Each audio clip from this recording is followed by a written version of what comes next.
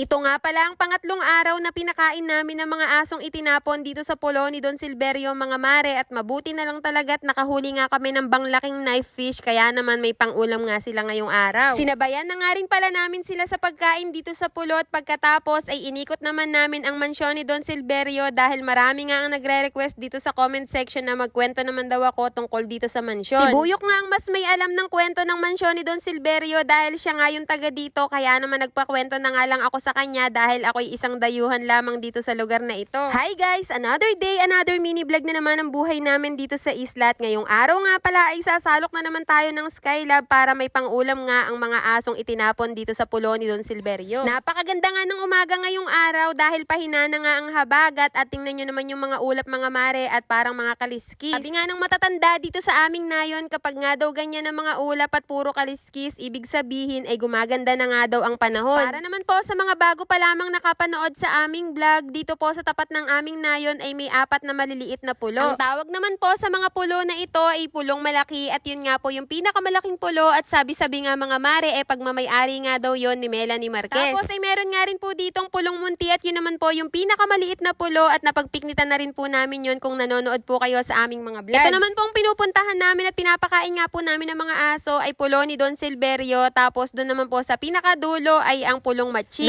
Nakakatuwa nga po yung mga aso, kung napansin nyo nga po sa video kanina ay talaga namang parang excited nga sila na pakainin namin sila. Diretso na nga agad kami dito sa aming Skylab, at ito nga po yung Skylab na bagong taas ni Buyok dahil malapit na nga pong lumubog. Ang akala nga namin dalawa ni Buyok ay wala nga kaming mahuhuling isda ngayon dahil napagkakalabo nga ng tubig, at mabuti na lang talaga at may kumabunga nung bandang huli. Isang malaking knife fish nga ang huli namin ngayong araw mga mare, tapos ay may huli nga rin kaming 2 katamtaman na mamali. May mangilan-ngilan nga rin pong tilapia, kaya naman kumuha na nga rin si Buyok ng ilang piraso para may pangulam nga daw si Megan mamayang gabi. Ang estimate nga po ni Buyok ay nasa 4 na kilo nga daw po ang huli naming knife fish ngayong araw, at grabe mga mare, bang mahal nga ng kilo nito at nasa 70 pesos na nga raw. Sabi nga ni Buyok sa akin mga mare at pare, akala nga daw niya ay magdidildil nga daw ng asin yung mga aso ngayong araw, at mabuti na lang talaga at may huli nga kami ngayon. Pagkatapos naman naming sumalok ng aming Skylab mga mare, agad na nga rin kaming dumiretso dito sa pulo ni Don Silverio dahil alam namin na gutom na nga itong mga aso. Isang beses lang kasi namin sila pakainin sa isang araw mga mare at pare dahil napagkakalakas nga ng hangin dito sa may laot.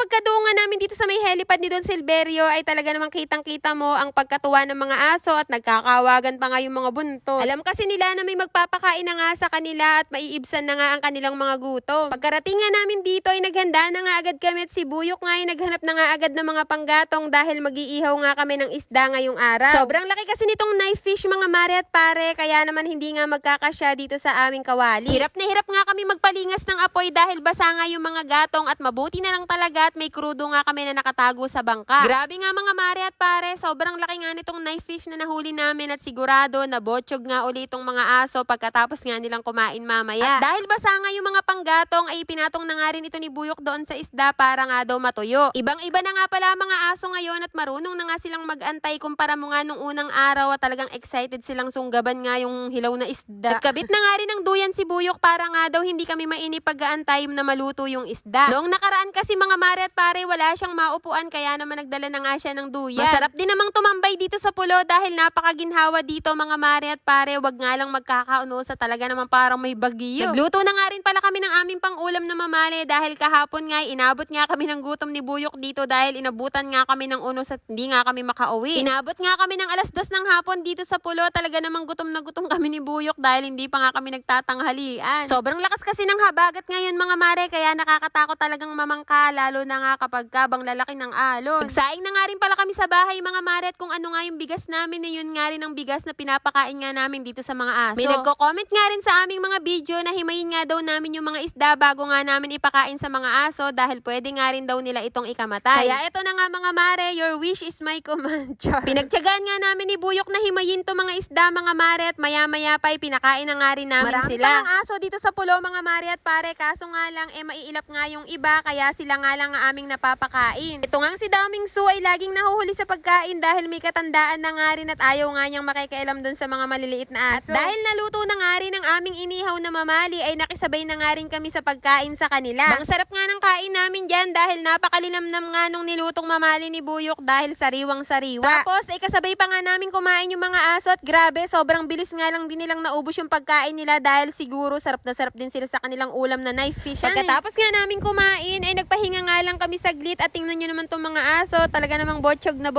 naman. Marami nga po nagtatanong sa comment section kung may natutulugan daw po ba or may nasisilungan itong mga aso at ngayong araw naman po ay samahan nyo kami na pasyalan yung mansyon ni Don Silverio dito sa Pulo. May swimming pool nga po tayong nadaanan at ito nga po ay swimming pool noon ni na Don Silverio. Si Don Silverio nga po pala isang mayamang negosyante at magmamayari nga po pala niya itong isang pulo na nasa harapan nga ng aming nayon. Kwento nga sa akin ni Buyok mga mare at pare nung araw nga daw ay napapalibutan ng mga fish pen ni Don Silverio itong kanyang pulo at yun nga yung libangan niya dito. Kaya naman nagtayo na nga siya ng mansyon dito sa pulo at grabe mga mare ang kwento nga nung matatanda dito sa aming nayon nung araw nga daw ay napagkakagandang tunay nitong kanyang mansyon. Marami nga daw tauhan si Don Silverio na nangangalaga nga nitong pulo kaya naman napapanatili nga yung ganda nito. Kaso nga lang ngayon nga mga mare tinuturing na nga tong haunted mansion dahil napagkakatagal na ng panahon na walang nakatira dito. Nung araw nga daw wala kang makikitang mga sukal dyan mga mare at tanging yung mansion nga lang ni Don Silverio ang makikita mo. Pero sa kabila nga ng pagtawag na haunted mansion dito mga mare at pare, marami pa nga rin pumapasyal dito at yung iba nga nagpipiknik tapos yung iba naman nagka-camping pa. Lalo na nga kapag kamahal na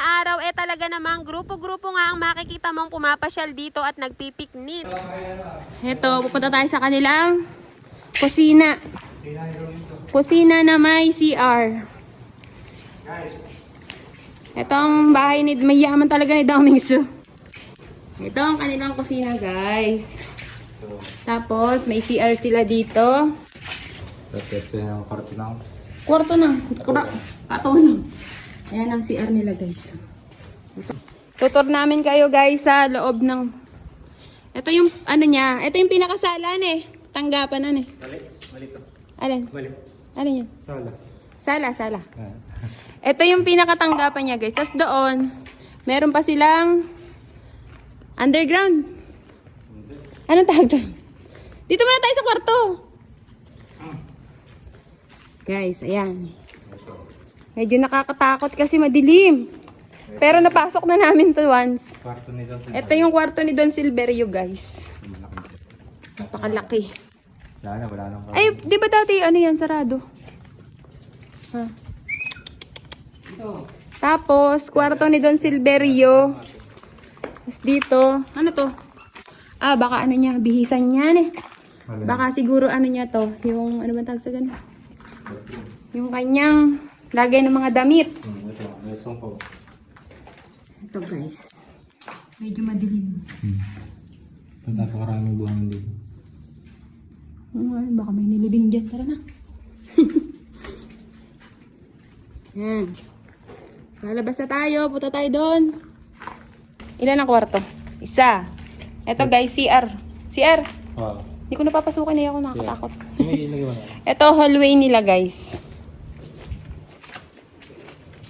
Dahan-dahan lang tayo kasi medyo Pao. maraming pa ako kasi yan pinaglagyan ng ano.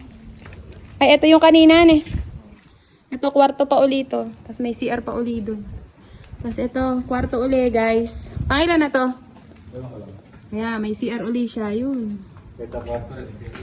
Tapos, bilangin mo ang kwarto. Yan, pinto sa dalawa. So, may kwarto rin. Lahat ng kwarto guys, may CR. Napakayaman pala ni Don Silverio.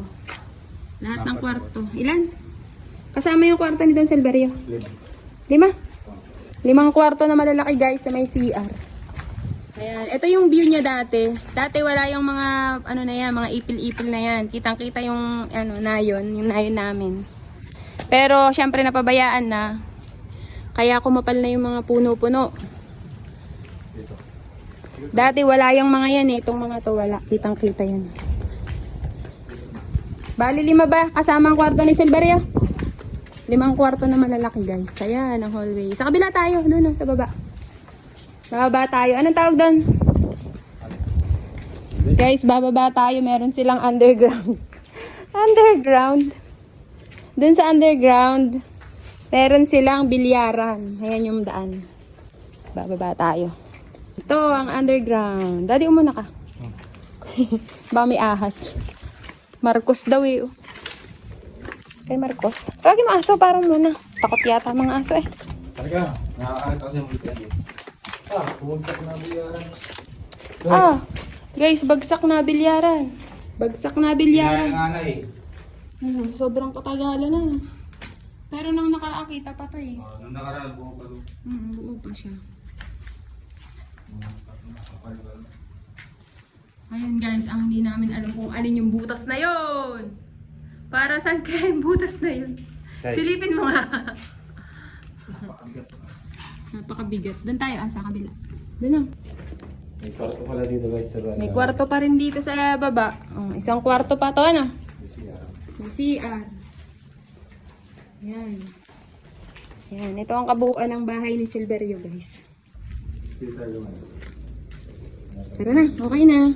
Ayan guys, napakita na nga rin po namin sa inyo ang kabuuang mansyon ni Don Silverio. Kaya naman sa mga nagtatanong nga po kung may natitigilan daw ba or nasisilungan tong mga aso, malamang po dyan po sila natutulog or na sumisilong kapag ka may bagyo. Pagkabalik nga namin doon sa may helipad ni Don Silverio, mga mare, pinaliguan naman ni Buyok itong mga aso. Napansin kasi namin kahapon, pagkatapos nga namin silang paliguan ay parang napakaginhawa nga ng kanilang katawan at nakatulog nga sila. Kaso nga lang yung isang aso nga na si Whitey, nakaramdam nga at ayaw nga niya magpaligo mga mare, kaya naman di na nga siya pinilit ni Buyok dahil baka mamaya ay makagat pa nga siya. Dito ko na po tatapusin itong aming mini vlog dahil sobrang haba na po at baka mamaya ay naiinip na nga kayo. Kaya naman kung nakarating nga kayo hanggang dito sa dulo at kung nagustuhan nyo nga tong video na to ay baka naman pa-heart at pa-share at syempre pa-follow na rin po. Yun lang mga mare, maraming salamat sa panonood.